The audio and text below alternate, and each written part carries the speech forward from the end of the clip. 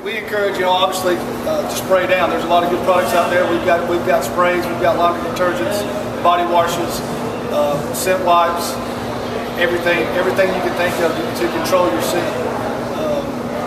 and that's important. And there's two scenarios on this about hunting.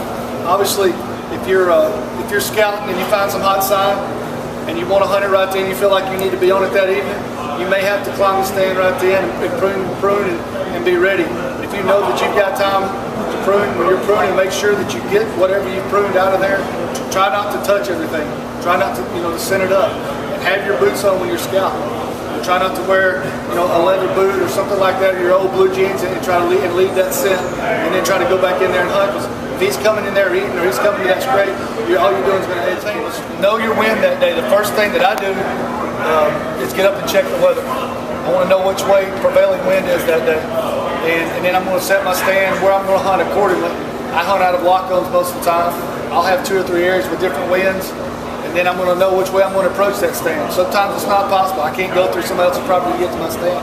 But being careful about how you approach your stand. I think one of the things a lot of hunters make mistakes on, and I made it for years, is approaching your stand and blowing deer out of their bedding area or blowing them out of there before you ever get there.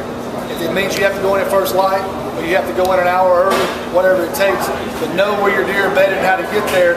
You can have the best sign in the world, but if you have bumped them getting there, then you're not going to be able to. We talked about pruning. It's always gotten good to have a guy sitting in the stand and say, hey, we need to take that out over there or that over there. Yeah, I mean, instead of, reaching out. I mean, especially when you're bow hunting, you want to shoot lanes, you want to have 2 or 3 lanes, depending on how much cover is out in front of you. I talk about doing that all the time, how important it is to have guys that are just, on the ground so you can tell a lot of it. Instead of having to, climb up, climb down, come down, climb back up, and look. It's always good to have. I use ladder stands, but I just think it's safer. The deer, I like you, I put mine up usually in September and leave it until the end of the year and take it down. Just wash. Yeah. It's all metal. It just makes sense. Change my straps every year. I'm just real careful about, because I have guys coming hunt, I'm real careful about that. If they catch wind of you, it's over. A big deer. I mean, you're not going to kill it consistently with a bow. If they catch wind. A trophy is all in the eyes of the person who killed it. If that deer challenged you and took your skill to another level and you beat him in his game, it's a trophy to you, it's a trophy to you. You don't have to kill the biggest deer in the county to be a trophy. If you're happy with it, that's what hunting's about. Now, if you can kill a big one, go for it. That's awesome. But especially with a bow, if you can take a deer and it's challenged you to put yourself in the right situation and place that arrow where it needs to be. If you're looking for a great big deer and you're not maybe where you're at, you might not ever see one.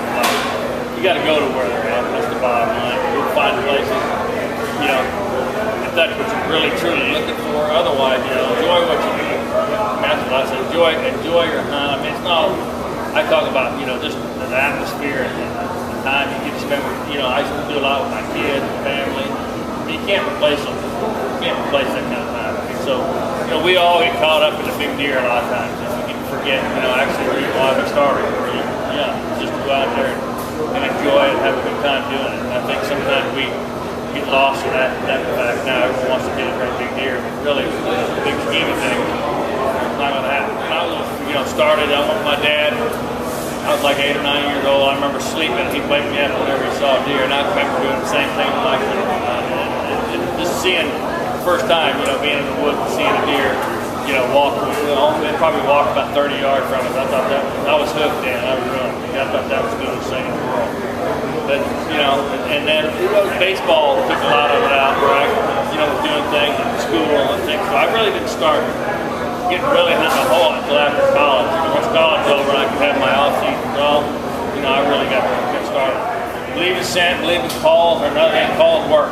I mean, I don't know if you know Ronnie Strickland or not, because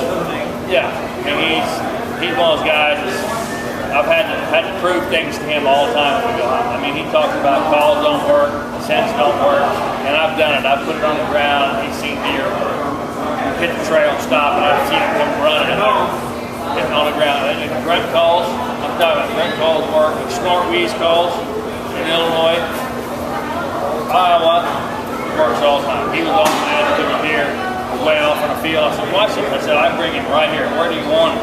He said, I want him within 100 yards. So I start reading. He can't stop, turn around. I mean, he made a beeline to this open area. I said, I'm going to do it one more time to get him closer. He said, no, don't do it. You know, you'll scare him off. I said, no, watch this. I did it again, a little bit, not as loud. That deer came within 50 yards, shot him with a bug loader. I mean, it was great. He goes, because I hated to see you do that. But it works. The right time of the season, it works. You don't want to do it, early in the season a lot of times, but, when they're rutting, they're challenging, they're looking for some reason at my ranch, it's very common to hear. For some, because there's so many bucks. My buck no roads are probably 5 or 6 bucks in one day. So, yeah, then you get a lot more competition, there's a lot more fighting, there's a lot more buck activity than you probably ever see, in Illinois or anywhere else. It's pretty fun to watch. The way we apply it, we use a drag rag system. We'll drag it, pretty much use a half bottle to a bottle in a hunt. We'll drag it on the back of our boot, drag it to our stand, and then when we get to our stand, put it within bow range, maybe hang it up on a limb, something like that. Just being careful not to use your hands too much. Just maybe get a hook on it off your boot, hang it, and be ready. Some of the biggest deer I've ever killed have been with their head stretched all the way. Another thing we talked about, have you ever seen, what I talk to what I do is a coffee filter, goes in a coffee. Yeah. When I did it, all you do is open it and just stick it in there and it sucks it all up. Yeah. What it does, tie it with a string, mine's about a foot long, 1.5 feet long, tie it, take it, walk where I'm going. And I'm telling you, and then set it up. That way you don't have any gear. Some guys use the same thing over and over again. That's how I do it. I'm telling you, it works. You just leave it stand, or you can put some on.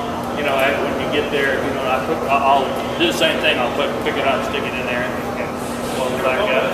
It does. That's what I like about it. It really soaks it up, and you don't get it all over you. You don't spill it all over. It's just nice. It makes it easier. So that's just something to think about.